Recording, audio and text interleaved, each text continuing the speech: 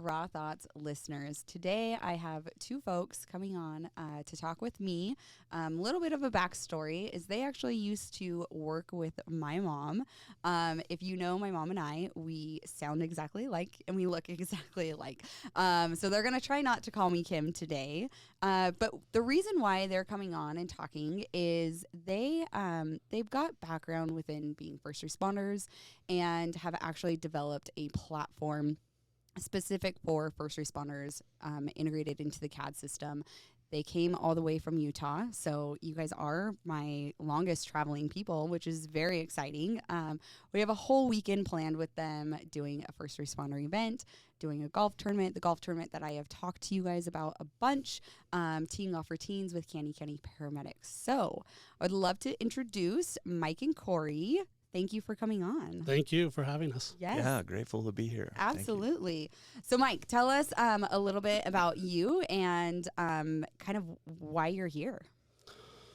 Well, short story. I started a career in law enforcement way back in 1998. Did that for a number of years and eventually moved into the CAD RMS space, working for what was back then Spillman, now Motorola. But ever since I left law enforcement, I knew there was a critical need. There was mental health issues ongoing when I was there, way back when.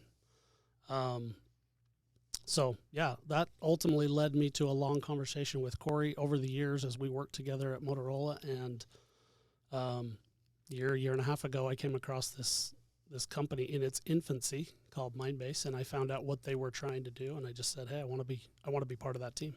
Yeah. So tell the listeners that maybe don't know what a CAD system is, what that actually entails. Yeah, so a CAD system is essentially the software that is used by public safety, whether you're a 911 dispatcher, a police officer, a firefighter. They take those 911 calls, they put a lot of information into that call. That call is sent out to the appropriate, responding agency. And then that agency uses that information, obviously, to write their reports for court, and so on and so forth. So the CAD system is essentially the starting point, if you will, of all the data that goes into a public safety records management system. Yeah. And Corey, do you have experience being a first responder, or are you more on the technical Spillman side? Yeah, so my story, technical Spillman side, I would say. I actually grew up 3 doors down from Richard Spillman, who was the owner. Wow. We would have career nights, and I ended up at Spillman Technologies just watching as a little kid kind of what they were building and wanting to be part of that. So as I went to college, I got into the tech side, business information systems, and Richard said, hey, are you interested in coming aboard with Spillman? So I did. And that ultimately led to friendships with Mike and a lot of other first responders and a lot of agencies that we served. And I ended up being there for 22 years. So Wow. through my college years and then on into my career. That is incredible. And you both have since left Spillman and gone strictly to Mindbase, correct? Yeah, so a little bit of a story there. Mike our department was pre-sales. We did a lot of the demonstrations, so we would travel across the country. I managed that department, and we would do demonstrations of the CAD records management systems for agencies of Spillman software. So Mike and they know me kind of as the manager who's the self-help guy, the guy who's into positive psychology and happiness. And I recommended books to my employees all the time. Mike happened to read a couple of those and said, man, law enforcement, firefighters, first responders, they need this stuff. And he started running with it, thinking, hey, maybe we could be consultants and we could help them with some of this information that would help them with their mental health. And my background being more on the technical side, thinking, how could we apply technology to that, right? How could we get it out faster if we applied technology to it? And so when we found Mindbase, it was a very small company, a founder and his brother, essentially, who were just barely at the infancy of an idea. And that's when we jumped on board saying, yeah, that's the technology tool that puts together what we feel like we know from the positive psychology side that we could put together and share that with the first responder community. Yeah. So how did you guys find Mindbase? Like, how did that come about? Yeah, so that's interesting. When we were working at Motorola, they had what they call a competitive intel board or a thread. And, as people are out in the industry, as they get competitive intel, as they hear about other companies and what they're doing, they would just put that information out for anybody to just kind of stay informed. And I saw something about Mindbase on our competitive intel thread. Jumped on their website, kind of started reading about what they do, and literally just sent them an email to the CEO and said, "Hey, how do I come aboard? I want to be part of this team." And so, kind of a funny story, but that's where it started. Yeah, I mean, I think a lot of people, it just if you know that's what you want to be a part of and you go after that, then you guys are here now working with them and doing that. So you say it was in the infancy state. Where have you guys joined in on them and then made it grow? Yeah, so we started about almost a year ago today, I think, actually. It's been about 1 year that when we joined on board, we would say that there was an idea there and there was a little bit of a structure of a team. And then our background being pre-sales, a lot of that is discovery, right? Like talking to agencies, finding out what the problems are, what the needs are, and then doing a demonstration of software to help solve those problems. So that's our skill set, and that's kind of where we came in saying, hey, let's get this idea out there. Let's talk to first responders, find out what they're struggling with. And Mike being a first responder and a lot of our friends at Spillman being first responders, we had a lot of our own intel, but getting it out there and kind of talking with agencies gave us a lot of information. So we kind of brought that back, and we've brought more technical help on board, those what we call the propeller heads, the smart guys. You know, we bring them in, Shane Roylance, and he's our CTO now that's running the technical side of it. And we started building the product and just building it and getting more feedback as we go. And we've had a lot of agencies and friends at agencies, similar to your mom, who can give us feedback of, yes, you know, you're on the right track here, rather than go spend a ton of capital and money building a product nobody wants. We've just been doing it slowly, I guess, as we go, but now we're at the exciting point of getting it out to the market, and we're getting a ton of great feedback at the shows we've been at. So, and how many agencies currently have this integrated into their systems? Yeah, I would say we're coming on about 15 to 20 agencies that are using that. Like I said, our go-to-market efforts are just getting started. In fact, we just stole another Spillman guy, a Motorola guy, away for sales, Caleb Jensen. So we're just starting. He's actually at a fire show this week in San Antonio. But yeah, so just a small number of agencies right now, but a ton of interest. We just got back from APCO, which is the dispatch show. We had a ton of leads from that, and we're just working our way through those and getting it into budgets and figuring out how agencies can pay for it and trying to making it as affordable as possible. How are agencies paying for this? Yeah, and that's a good question. There's a lot of different ways that they can, whether they have that in the budget or they have to go get it, right, as a line item in the budget. We have agencies that are applying for grants. A lot of states, for example, are allocating money, grant money. We've even had 2 agencies that had a small city where there's a major company in that city that kind of supports most of the workforce and that, and they heard about it and they bought it for their police and fire department. So kind of like a sponsorship. Yeah. So right now we're kind of experiencing everything and anything as far as where they're getting the budget for it. And we talk about the cost, we talk about, these things, but what is it actually doing for the first responders? You want to take that, or do you want me to? Maybe I'll start, and then Mike can clean it up. But yeah. I will add one thing to that last question. Is one thing that's important to us is that it includes family members and retirees. So our licensing is unique that way. I think that we want it to be a site license. We don't want it to be an obstacle for hiring or deciding whether to hire a person. Hey, we got to include the Mindbase cost. And so, but as far as how it helps, how it helps the agency, we're looking at a very proactive approach, right? There's a big stigma in first responders that, hey, if I reach out for help, especially with mental health help, that I'm weak or I'm not fit for duty. So we're trying to, that obviously is changing in a good way, but one of the things we're doing is we give them the help right there on their phone, a device that they're always using. We use our phones for everything nowadays. There's an app for that, right? Yeah. There's an app for everything. They can do it at their own time. They can do it when they're at home, off shift. If they're allowed to use their phone while on shift, they can do it during the time. And there's a lot of help that we're putting into there, but we're proactively reaching out based on the incidents that they're being exposed to. So if a dispatcher, telecommunicator, an officer, a fireman, they go on a difficult call, then our software is watching those calls that they're going on and giving some control to the agency to decide how difficult traumatically they may be for them, and then proactively reaching out to them saying, hey, that last call or that last shift may have been tough.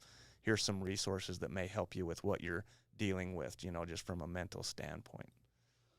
So, Mackenzie, if you think about like an EAP, and everybody's had EAPs for decades, right? Yeah. Employee assistance program, it requires you to decide that you're have a problem, you're struggling with something, right? And then you have to call a big 800 number. You have no idea who's on the other end of that, what the resources are going to be, what help is going to be provided. It's just kind of out in the dark. Right. And we're trying to do the exact opposite. With the proactive reach out, we're putting the resources in front of them so that maybe today I go on a difficult call, I get that notification, no, I'm okay. I don't need to look at anything, I'm good. I can clear that off my phone. But then a week later, I go on another difficult call, I'm going to get the notification again. Those resources are always proactively being put in front of them so that they can consume them at their, when it's beneficial to them. Yeah. And I think you made, I am 1,000% on board, right, with you guys, with Mindbase, just from our discussions. But for listeners, it is extremely hard to get in front of your EAPs. A lot of agencies don't even know that they exist because they're so small. They don't know where to get that information. I actually struggled with that with my agency. They're like, we've never heard of this. Like, we have no idea. And it also brings in that fact where they may have gone on a critical call, but it may not have triggered them in any way. It may not have affected them in a certain, negative mental aspect. Now, it could have your partner, and it could have somebody else on the call, and it's still getting, notified that way. And then the other thing, too, a lot of people do not realize is that it's not just one call that these first responders are dealing with and the mental aspect that it's dealing with. It's the repetition. It's the continuous. And so the fact that the app is able to actually continue to check up on them and give them the resources of the consistency is like, I'm all on board for that. It's crucial. Right? Yeah. It is absolutely crucial because people that have not been in these situations, and, everybody says, oh, well, my brother was, a firefighter, or my dad is this. It's like, I'm sorry, but you don't know unless you are there and you have been in these shoes, and we can talk about it as much as we want. But people experience things different. People have different traumatic, involvement with a call. Maybe your partner had nothing to do. They were out on the, dealing with traffic while your other partner was doing CPR. There's such a vast diversity in what it means to be a first responder that it all does affect us differently. It all affects us on different, levels, I would say. Yeah, no, you're exactly right. And you never know when it's going to hit you. Right? Yeah. That's the other thing is, I think of these poor 911 dispatchers. They get these calls and they don't get a chance to go on scene, have any type of closure, write out a report, write a statement, nothing. They hang up the phone from maybe directing somebody how to do CPR on their child. Yeah. 10 seconds, 15 seconds, 20 seconds later, they're right back on the phone on another call, and it's just back to back to back. And you never know. It might be a year later, 5 years later, where something hits you and that call is re-triggered and all those emotions come back. And I think that's the part that sometimes the public and people in general don't understand. Short story, I started my police career, I'd been on for 5-6 months, and I worked in a fairly large city in the Salt Lake metropolitan area, and went to a family dinner, and my sister said, so have you had any calls yet? And I was just jaw on the floor, like, you don't have any idea that I'm going on dozen at least calls, maybe 18 calls a shift, and they're all difficult. And have you had any calls yet? 5-6 months, like, you have no idea what public safety is going through. So well, and I think it is the public that doesn't know what we deal with. They see lights and sirens as excitement. They're like, oh, like, I bet you they're going to save another life. Like, they do find thrill in that. But on my aspect, I hear lights and sirens, or see lights and sirens, and I'm like, that's probably a shitty day for those people. It just your perspective of your first responders, of the public, of what they're going through, they just don't know. they really don't know what is happening.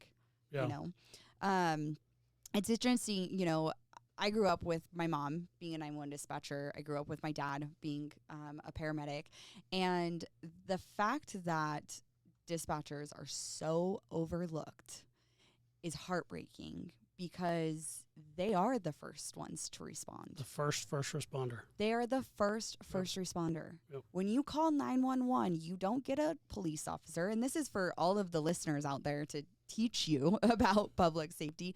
You don't get an officer. You don't get the chief. You don't get any ambulance, you know, EMT or paramedic. You get a dispatcher. And some are not trained fully. They're call takers, you know, and they're the ones listening. They're the ones telling, you know, the crews where they need to be going. They are the ones trying to calm the people on the phone so that they know where they need to be sending them, because you can't send people if you don't know where to send them. Like, right. They're just going out to nowhere. I will say I think there has been a lot of progression within our, you know, different agencies recognizing dispatch as first responders, but my heart goes out to them. They're the ones that, you know, like you said, they listen to, you know, help somebody do CPR, and then 20 seconds later, they're helping Granny, you know, try to figure out where her mailbox is. Like, right. It's so vast, and it's immediately, you know, like it's a ping pong. It's like you can be dealing with something very critical, or you can be dealing with somebody calling 911 saying, "Hey, my kid's not listening to me. Come and deal with them. Take him to school or whatever." Yeah. Yeah. And it's like, that's, first off, that's not what 911 is for. So please don't do that, people. Yeah, and we've tried to really focus in on that, and it's been ironic because we felt that we want to reach out to 911 first as the first responders and make sure that we're including them in our technology and in our approach. But what we've seen, ironically, is that they're adopting it faster. Police and fire, they adopt things at a certain rate, and we kind of understand why, but 911 and 911 directors have been far and away quicker. Wouldn't you agree? Yeah. Corey? Yeah, I think just the other day, you know, we read a statistic that the average 911 telecommunicator career is 3 years and declining, which is a scary thought. You know, we were up in a state, maybe I shouldn't mention which one. I mean, we were visiting with a lot of 911 communicators, with dispatchers, and we were learning that some of the agencies have 20 seats, 20 dispatchers they should have on staff, and they're down to half of that. You know, and they aren't able to keep the ones that they have, and they're losing, and the recruitment of the new ones. You know, they're telling their kids, "Hey, don't get into this. This career that used to be a great career, and it was, hey, you know, you're like your mom. Yeah, hey, Mackenzie, you should be a dispatcher." That's changing, unfortunately. You know, to where officers as well, it's the same thing. We're talking with a sheriff down in Texas. He said, "I wouldn't tell my son to be a deputy anymore." Yeah. And I remember coming home from some of those trips saying that's a scary thing for society, you know, where these guys are so important and the role is so important to what they're doing, yet they're understaffed, overworked. We heard yesterday from a dispatch center that the dispatchers will come in only to find out their 8-hour shift's now going to be 12 hours. Because they don't have the staffing level to staff the 911 lines. So a scary thing that hopefully Mindbase can make a difference. You know, we plant those little seeds in the resiliency and what we can do, but it's a scary thing for everyone, I think. Yeah, it's scary to think, because when I, you know, went through paramedic school, the average was about 5 years. You know, being EMT, paramedic, basically first responder, I'm going to say. So going from, you know, 5 years, now we're cutting that down to 3 years. Now we're cutting it down to even less than 3 years. Like, we're not going to have anybody. We're not going to have anybody to come when somebody breaks through your house or robs you, or you have a medical condition that you need, or you have gotten in a car wreck and there's nobody coming to help you. Yeah. Like, that's a scary thought. Yeah. That is a scary thought of, I've just gotten in a car wreck and there's nobody to come. Well, and if we don't reverse that trend, that's exactly where we're going to end up. Yeah. Right. Yeah. So I want to know a little bit more of what the resources are on the app. What does that look like?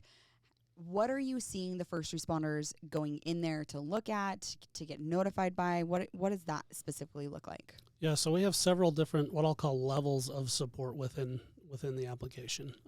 First and foremost is there's several different types of content that they can consume on their own when time permits them. And we've taken a really unique approach with our content, so I just want to touch on that. But if you think about a scenario where you get a flat tire and you have no idea how to fix that, so you're going to Google it, and you get a 50-minute video and a 5-minute video, which one are you watching? Definitely 5. 5 minutes every time, right?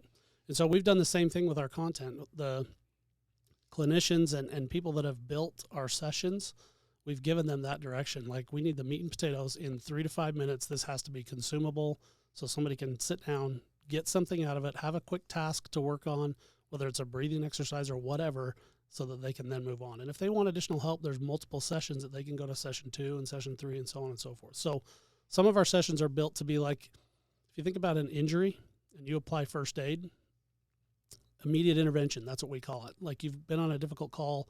I've got 5 minutes to sit right here in my car and figure out, okay, how do I reset before I go to that next call? Mm-hmm. And so we have some of those, what we like to call first aid. It's literally put a Band-Aid on it and figure out if it needs additional medical care later, because I only have very, very short window here. But then above and beyond the content, let's say that somebody wants to talk to somebody. We put the team, like the agency team peer support, right into the app so they can contact them through the app. We put their clinicians right into the app. So going back to our EAP conversation, it's the exact opposite. I know exactly who I'm contacting. We'll put a photo of the person. We'll put a quick bio, their phone number. You can text them, call them, email them, make that communication very simple and more welcoming than it has been in the past. Yeah. So you have resources that your clinicians, basically Mindbase, is putting in there, but then you also have their local resources integrated with it as well, correct? That's correct. So most agencies, and maybe I shouldn't say most, but many agencies have a clinician where they've contracted with them or they're on staff even. If that's the case, then we just put those people right in. If they don't, and we have a lot of those agencies who are just like, we have no idea who to contact, then we'll help them find those clinicians. If we have them in network, we'll recommend them. If not, we'll find somebody local, start talking to them, make sure that they're culturally competent is the word we use, or words we use, to describe them, to make sure, because we've heard horror stories about, a paramedic reaching out to a clinician and having the clinician say, I have no idea how to treat you. And that just leaves the paramedic feeling worse, right? Yeah. So we'll make sure that we vet those people and that they're appropriate and they know what kind of trauma they're going to be dealing with, and then put those people right into the app. Are you finding the states that you guys go to that you're having a hard time finding those actual resources to help and put them into, as clinicians, or putting them into the app and integrating it? No. In fact, people jump at the chance. I think there's still that level of people want to help. They want to be helpful. They believe it's noble. The whole first responder community is a noble community, and they want to help. And so everywhere we've gone, any clinicians we've talked to, it's literally, what can I do to be part of the team? So, yeah. And I say that because Idaho specifically is, I think we are the worst state for mental health resources. And so many of the clinicians, many of the therapists, amongst a vast, diverse population, you can't get into them. They don't have time. They can't reach out. Same thing, I just had a story of a 19-year-old trying to reach out to a therapist, and he's like, I don't have anything to help you with. How are we bringing on more mental health resources when that's diminishing too? Yeah. Do you want to explain that? Because I've heard Corey explain this, that, and I want him to talk about it, but the content is essentially, we're going to try and help some of those, what normally would be a 10-minute conversation with a clinician. Let's free up that time for them by suggesting this content, right? And ultimately, let's not get people to the clinician until they really need to be there. Does that make sense? Yeah, absolutely. Is that how you've kind of phrased it in the past? I would agree with that. I think it is kind of, these clinicians are providing that first aid in Mindbase, right? In a technology. When I mentioned earlier, we're looking at how can technology help the problem you just described, Mackenzie, where we've got these clinicians who maybe don't have the time, but they have some time to build it once and deploy it to many, right? So we have that first aid kit, that mental health first aid kit that, hey, this might help you. Why don't you listen to this session and try these techniques? And then we try to build resiliency. And if you you need help, it's available there. Mm-hmm. But like Mike mentioned, we've found clinicians just down in Arizona, just talking with some agencies, they didn't have clinicians on staff or even know of any to recommend. We start reaching out, and within a day or two, we have clinicians who are saying, hey, I'm full, my practice is full, but if a first responder needs to work with me, I'm going to make time available, which is awesome for society that we've seen that. So absolutely. How is there a way that the agencies can be tracking who's using it? I mean, where do you get that feedback from? Who's using it, how often they're using it, what they're using it for? I guess as an agency base, to maybe if I'm a supervisor, I can say, hey, Joe's been looking at depression a lot. Like, I need to physically reach out to him and check in as well. Yeah, so we don't a big part of Mindbase is the anonymous part, right? We don't want them to feel like admins looking over their shoulder, or, hey, Joe's looking at this and now he's not fit for duty. So we want them to have that anonymous experience. What we are tracking is how many at the agency are looking at depression. Is depression the trending topic for X police department, or this first responder organization? Then maybe they need to bring in some additional training, and we can help with that as well to get some training on that particular topic. But we are tracking more what I would say like the kind of Twitter, what's trending on Twitter, what's trending in Mindbase. And we're looking at all of that so that we know that, hey, this content on depression that we have is really popular. So maybe we need to go more in depth on those topics and have more available sessions for the people there. But it's more like superficial, high level tracking and not at an individual basis. We let the individual decide, hey, if they need to reach out, all the way down to just, hey, I need some help. They can hit a button and the peer support is is notified of that. So. Gotcha. I'm sure you remember that anything that's an arm of administration is automatically dismissed, right? Yep. Not trusted. They're watching me. Big brother's out there. We're determined to not be that. We try to deploy it to a peer support team, not to an agency head, if at all possible. Obviously, the agency head has to have some buy-in there. Right. But yeah, it's all about keeping it confidential so that they can trust it, they can use it, and it's not going to be a tattletale system. Right. And I think as the first responder, and especially I'm going to say because a lot of first responders are also male, you are helping take that stigma down of, hey, I can still get what I need, and I'm not out there saying, hey, I need help. You're recognizing it for yourself and saying, hey, I need some additional work. I do need the help. But to muster up, go to your supervisor, go to your peer support, go to even your wife and say, hey, like, I'm having a hard time with this. Like, I need help, versus going into an app. Amazing. Yeah. I mean, it is really taking that stigma down and saying, because then, I mean, what I can see and what I can envision, I guess, is somebody does use this app, so, and they see results and they see positive aspects coming out. They're going to be more apt to tell their partner or their, coworker and say, hey, I've been using this and I think it's really helping, versus them saying, hey, I had to go to peer support today because I need help. Those two different scenarios is I mean, I can really see this helping a lot. Yeah, I have a close friend who's a trooper down in Utah, and he was telling me about, they had a shooting. He was forced to go to a debrief with a clinical therapist.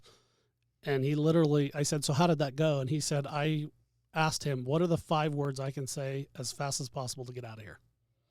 And that's the mentality. And he said, if I could deploy your app so that I could look at some of these resources on my time without having to talk to some guy who's sitting across the way from me who I don't know, I don't trust, I don't know what he's going to think or what he's going to report on.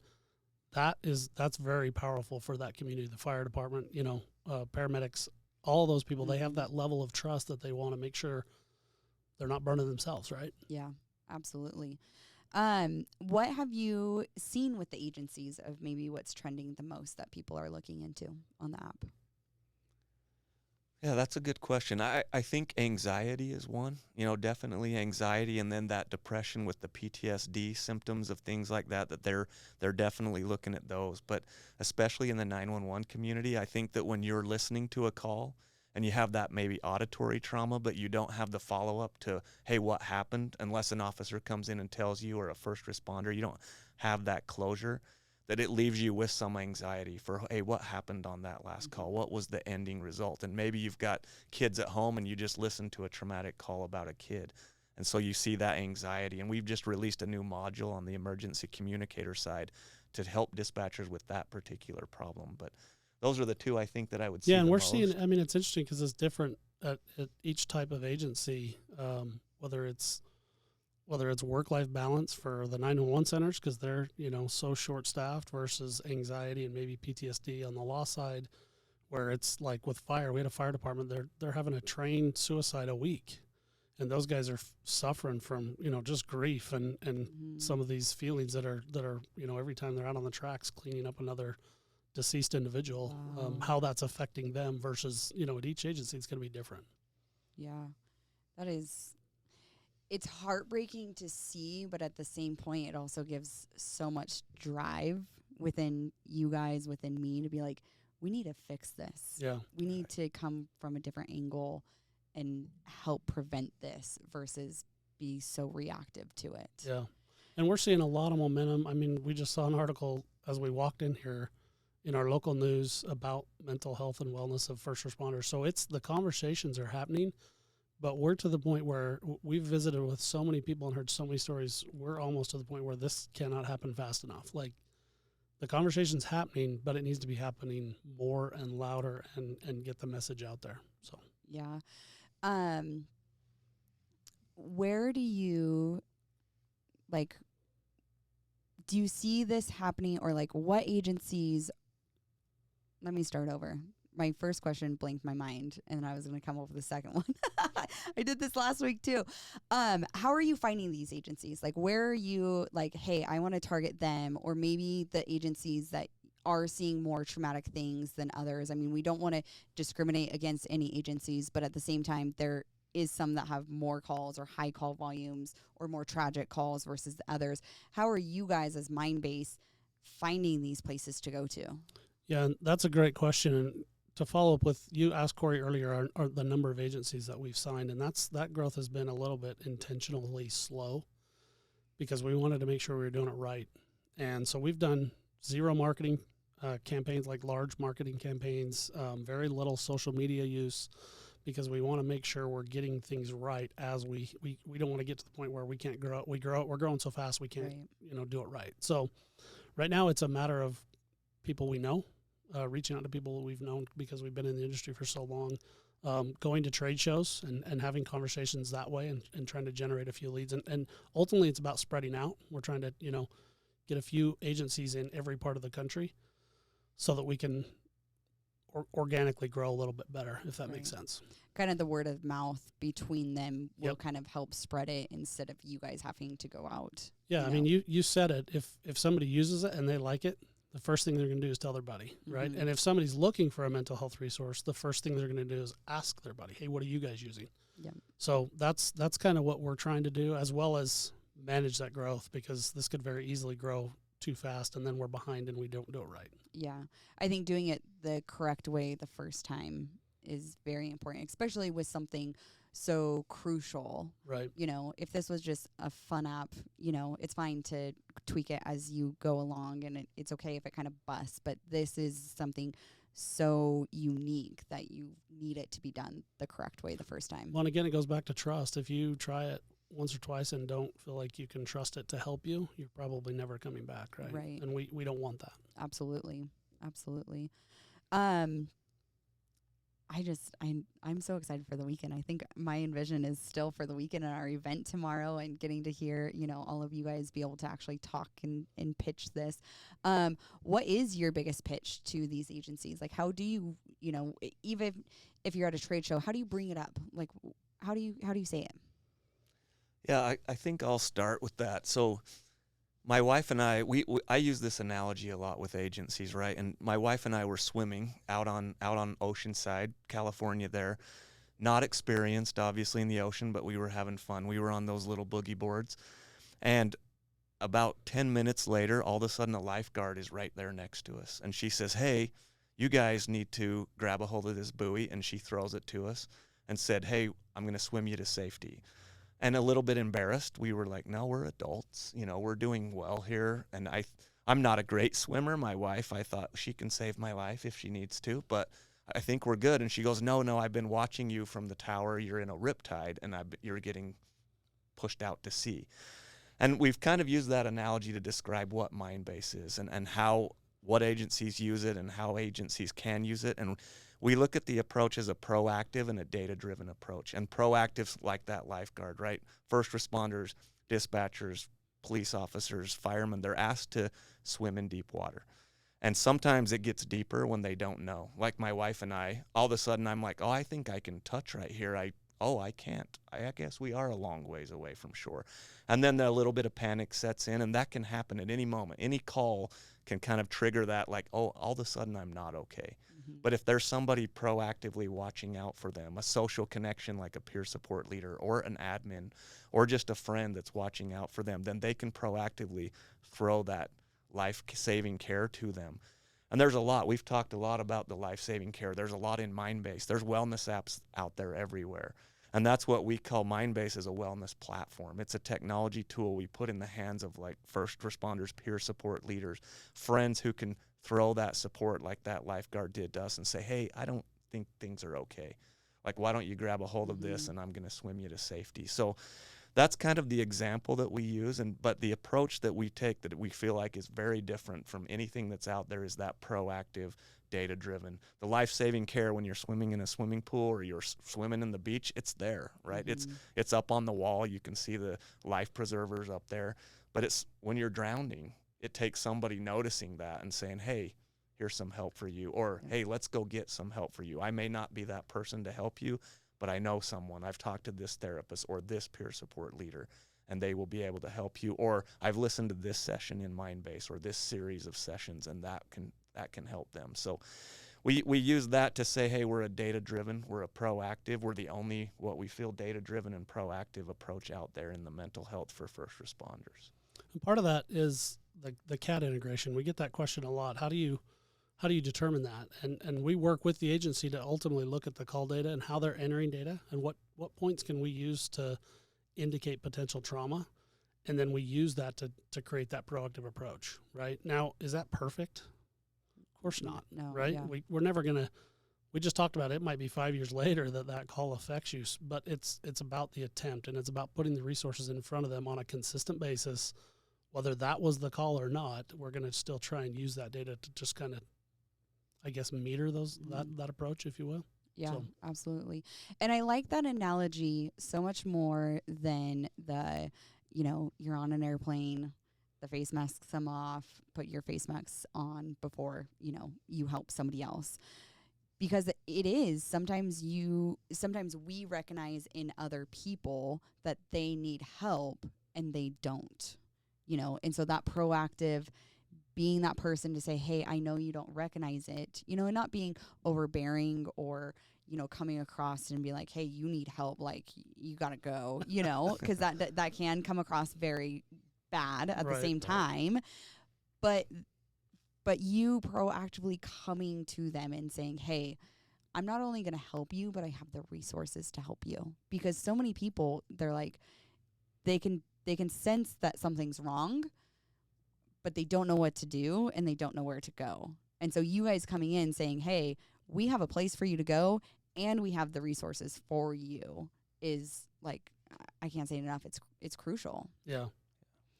Where, I know this all is in such an infancy state with the Mindbase. Where else do you see it could develop? Oh, yeah. Go ahead. I'll let you address that one. That's a big one. What's interesting? That's a big question. Yeah, and we get asked that a lot. What family members, friends, neighbors, they're, hey, what are you doing now? I heard you left Spillman or Motorola after 20 plus years. What are you doing now? And I explained Mindbase. And even my parents who are newly retired said, well, I could use that. I'm thinking, oh, Mindbase for retirees, right? It's a difficult transition to go from working your whole life to retired. We've also heard that from schools, right? School kids, teenagers, high school. So it's really, our investors, our primary investors are emergency doctors, who one of them is a medical director over the first responders up in the Cache Valley area in Utah, and his his interest in this was that he said, my people could use this. Yeah. Not just the first responders, who are very important, but the nurses and the Yeah. doctors. So we've been kind of pulled to a lot of different directions, and we're trying to stay disciplined. Like Mike said, a big part of a technology solution is doing it right and listening to feedback. So we're trying to move at a good pace, but not too fast of a pace. But I would say it's like everyone could use it, right? Yeah. Society in general, it changed a lot in 2020 with COVID and being sedentary, and we lost our social connections. And that's one of the biggest parts of mental health, is those social connections and having those. And so a lot of people are suffering from mental health, and we get pulled in a lot of directions, and we want to help. And hopefully Mindbase eventually can, but right now we're focused in the first responder industry. Yeah. That was a really great question. We literally, everywhere we talk to somebody, they say, hey, do you have something for my industry? I told you about that sponsorship that that company that sponsored their Right. police and fire department. They also told us that, hey, when you're ready, we know you don't focus on corporate wellness, but when you're ready, come talk to us, because we're ready to roll out Mindbase here as well. Wow. So, and that's been our experience. Is almost every industry that we talk to, they think has application, but then they think, well, I could probably use some of that, right? Mhm. So I think it's, mental health is for every person, right, every human. I think we obviously get drawn into the first responders, one, because we work with them, we are them, we understand them. There was a statistic of, how many people as children go through traumatic experiences, and then, how many at adulthood have traumatic experiences. And they were, pretty mild. But then you look at the first responder, how many traumatic experiences have they gone through? And it was a multitude. right. I mean, it was an endless. And so I think that's where, we kind of start with, because they're the ones getting impacted the most. Yeah. And the most frequent, and as such a high kind of critical situation. But mental health, it doesn't have a person, it doesn't have a color, it doesn't have an age, it has no boundaries. Right. It could happen to you today, it could happen to you in 5 years, it could happen to me 20 years. Like, we really don't know. But it's that preparation. It's the same thing when you have a heart attack. You don't know when you're going to have a heart attack, but you're going to try to prevent, having a heart attack. You're not going to smoke, and you're going to work out, and you're, eat healthy. And sometimes we don't do that perfectly, but it's the attempt to try to get better, and it's the attempt to stay healthy. And with, like I said, a heart attack, that's very physical. You can see it, you can touch it, you know what's going to happen. Mentally, we don't. We don't have anything, even if you go into a doctor in depression, you don't a lot of times see what that is. You have symptoms of that, but you don't see what that is. You can't see a broken, a broken mind versus a broken bone. And I'm glad that other companies are saying, hey, this could help us, because worldwide, mental health is needed. Yeah. Across the board, it is needed. It's Yeah. people to speak up. It's people to be heard. It's people that our society has changed. The way the world is now is not the way the world was when you guys were kids, or when I was a kid, or, when our grandparents were kids. Like, that's what happens. Life evolves, but we need to evolve with it, Yeah, and you made, you're exactly right with all those comments. And you think about the first responder community, as you mentioned, and they're getting inundated with these traumas. What if we could impact them to the point to where they have some resiliency and they have some skills that they can then pass on to the people that they're out there to help, right? Yeah. Certainly, like you said, preparing for, making sure you live in a way that you don't have a heart attack. We can be all doing that. We can all be building resiliency in our minds. So that when it does come out of left field and hits you or me or whoever, we're already prepared for that. We've built up our resiliency to that, and we're prepared to handle it. So Yeah. So, what kind of resiliency tools do you both use in your life for your mental health? do you want to go first, or do you want me to? Yeah, I can start. So, going back to the beginning of our conversation, we talked about me being the self-help guy, and I did actually learn that early on in my career that hey, if you don't know something, then read business books. And so I'm a big business book reader. I like to read those, and there are tons of books out there that are on mental health and resiliency and all of those. So that's one of mine, is that I read that a lot. Read a lot of books and get help from that. The other thing is there's other things that play into your mental health, one of those being physical exercise. So even though I'm an old man now, I still wake up early in the mornings and go play basketball. My wife wishes I wouldn't, because I'm going to probably destroy both my knees. But my thought is, hey, when those blow out, then I'll figure something else out. But I use a lot of that. And then I mentioned social connections, right? I think that neighbors, friends, family, being willing to be open about that, have conversations about that.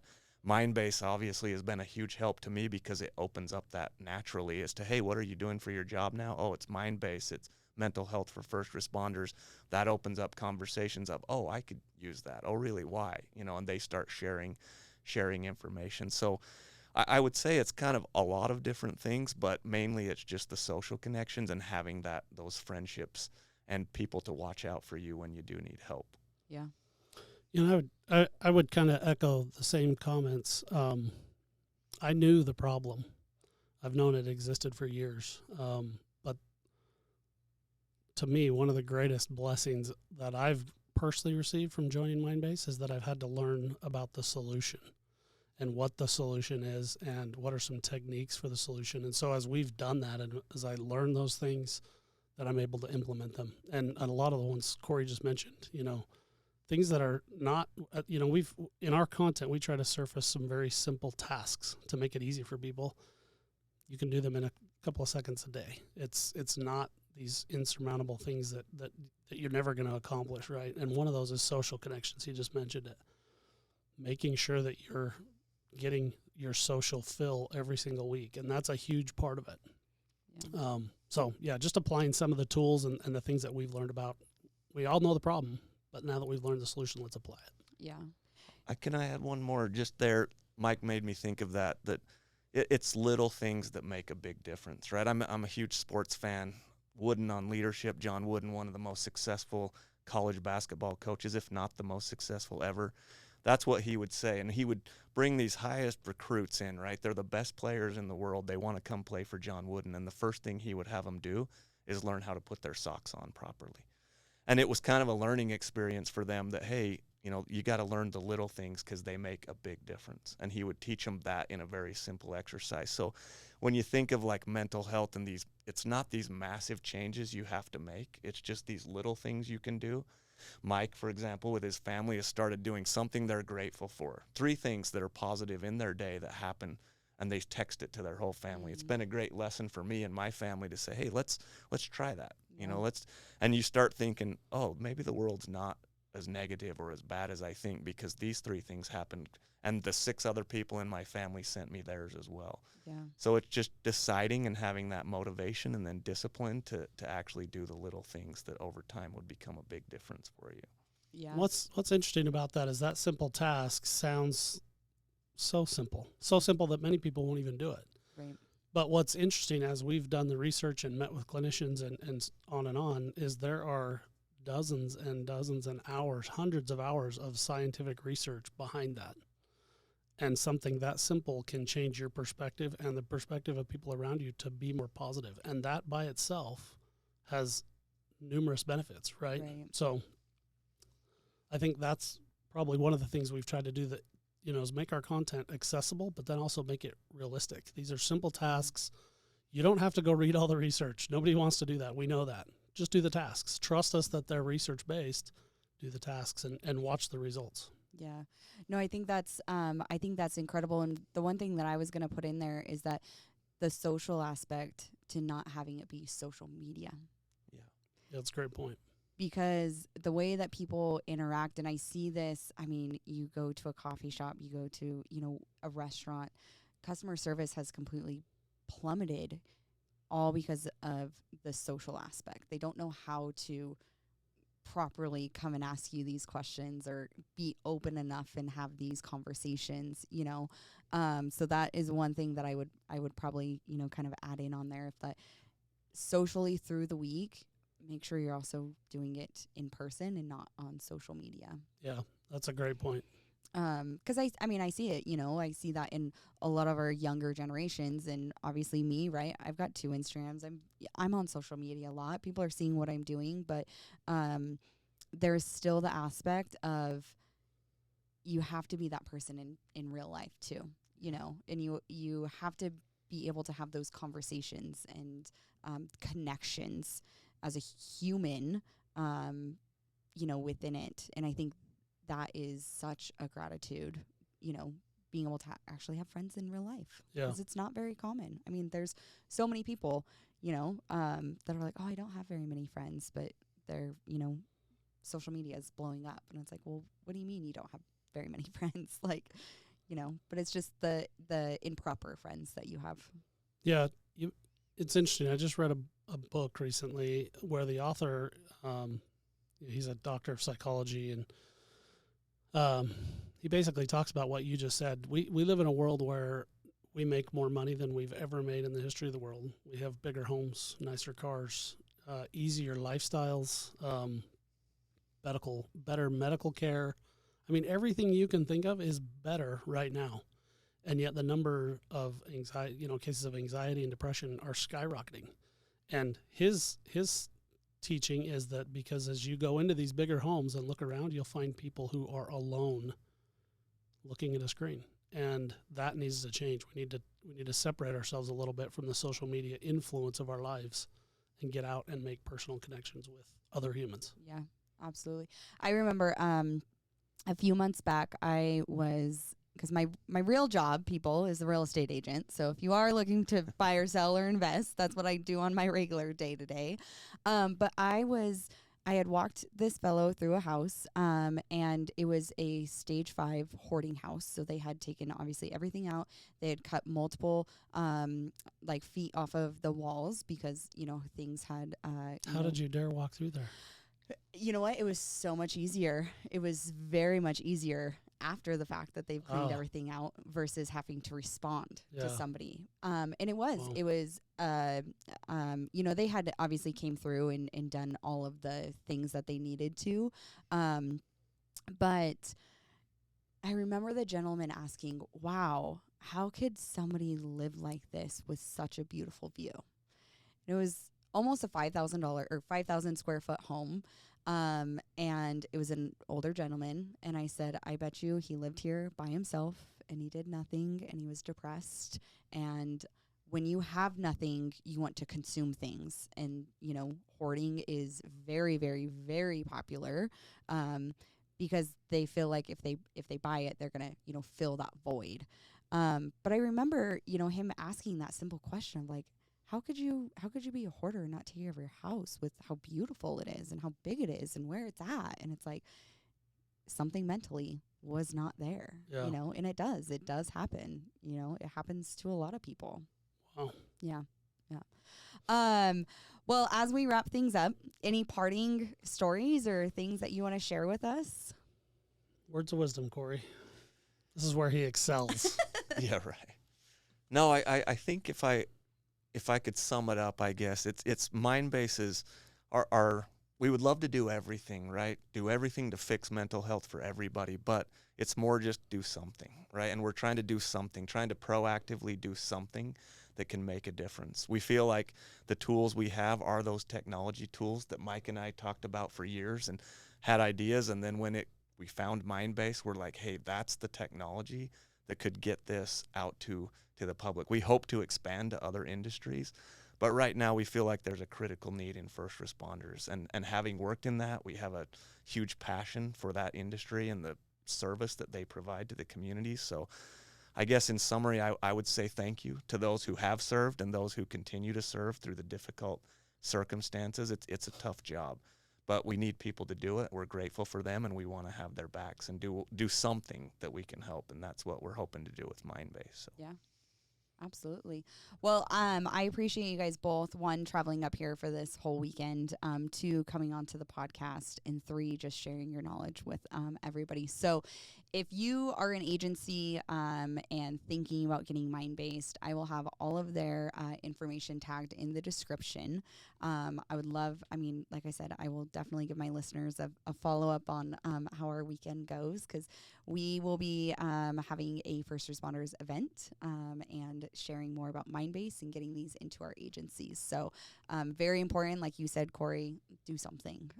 So listeners, thank you again for another week, another story. I would love for you guys, if an episode has impacted you in some way, I would love to hear those stories. I've had a couple people reach out recently that have just like put me into tears, but also reminding me exactly why this podcast needs to be here. So I encourage you to reach out to me, tell me your stories, tell, what episode really impacted you, because there is such a variety of people that have come on and talked. And other than that, I will see you next week for another episode. Thank you guys. Thank you so much. Yeah, you're welcome. Thanks for having us. Thank you for tuning into the show today. Your feedback is very important to me. If you could leave a review, as well as follow me on Instagram at rawthoughts.podcast and email in at m.rawthoughts@gmail.com if you have any guest suggestions.